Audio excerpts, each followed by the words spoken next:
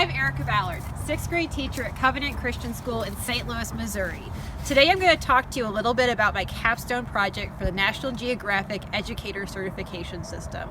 This is our school garden, and it was an important part of our project. Let me tell you some more. I love my school.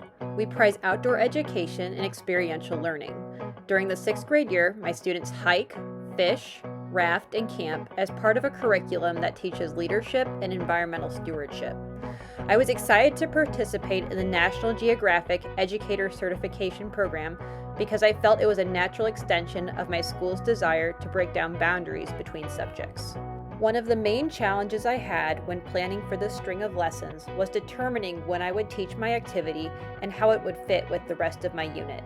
I knew that this activity would fall during our unit on World War I, so I chose a lesson I had taught in previous years on victory gardens, but decided to build on it using the National Geographic Learning Framework and making connections between different perspectives and skills. We then learned about the U.S. Food Administration, which encouraged individuals to conserve food and to plant victory gardens.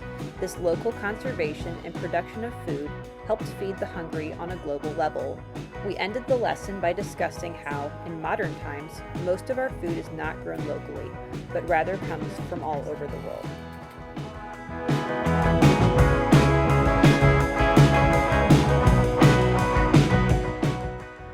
This led to our second day's lesson, which focused on how, since most people no longer grow their own food locally, we are dependent on companies selling us our food. The problem is that some areas in our city don't have many or any grocery stores nearby, resulting in food deserts. Prior to this discussion, I had asked my students if they thought all people in our region had access to healthy food. Except for one student, it seemed that the general belief of my class was that healthy food was pretty much available to everyone as long as they could afford it and chose to buy it. However, after seeing the maps of food deserts in our area and watching a local news video, my students were shocked to see that almost 1/2 of the St. Louis region could be classified as a food desert. After this discussion, my students identified food deserts this way. A food desert is when somebody does not have access to fresh food within a mile of their house and does not have transportation to take them there. To help my students further explore this idea, I assigned them an internet investigation. They had to 1. Plan a trip using public transportation to school from their home, 2. Use Google Maps to compare shopping opportunities in the neighborhood our school is in to a lower income area of our city, and 3. Come up with solutions that our class could potentially implement as a way to alleviate the food desert problem in our city. It usually takes me like 10 minutes to get to school, and it said it would take me 72, plus with one transfer and then like a 2-mile walk. Why did we look at the bus in relation to food deserts? Flynn? Because like it changes a lot on how like you can get to a place. Like you don't have access to a grocery store, so like you kind of live in a food desert. But like if you don't have a vehicle, you'd take the bus, but like that can take a really long time. There are a lot of churches. One of the things I noticed. That is really interesting, isn't it? There's like 5 or 10 like by each other. Uh-huh. And then not many grocery stores and not a lot of like shopping.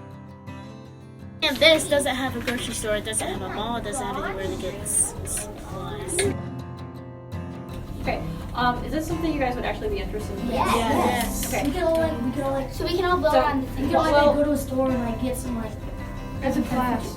Okay, Kit? I think one of them, like most, I'm not saying this is because it's my idea, this was yours, but I think a really reasonable one is just planting the seeds and then giving it to the shrub. In the end, my class decided that our most feasible option was to grow produce in the school garden to donate to one of the organizations that works in our region's food deserts. The next day, students worked with partners to determine what they wanted to plant in our class garden plot. In the coming weeks, we hope to plant our garden and donate our harvest. Reflecting on this lesson, I was pleased that I was able to tie a modern-day problem to our history curriculum. I felt that by using the historical, economic, and spatial perspectives, my students were able to better understand the problem of food deserts as a whole.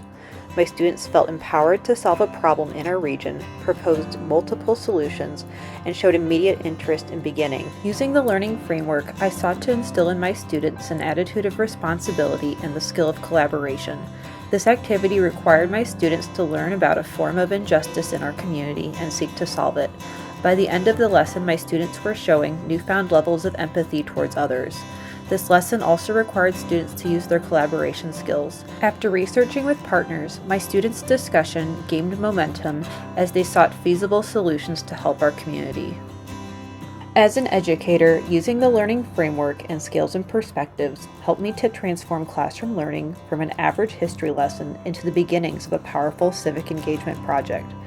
I'm excited to continue to use both of these tools in my classroom in the future to encourage my students to develop and explore a mindset. For example, I have been inspired to weave cultural and economic issues into our future aquatics unit. Thanks for watching my video. Now go out and explore.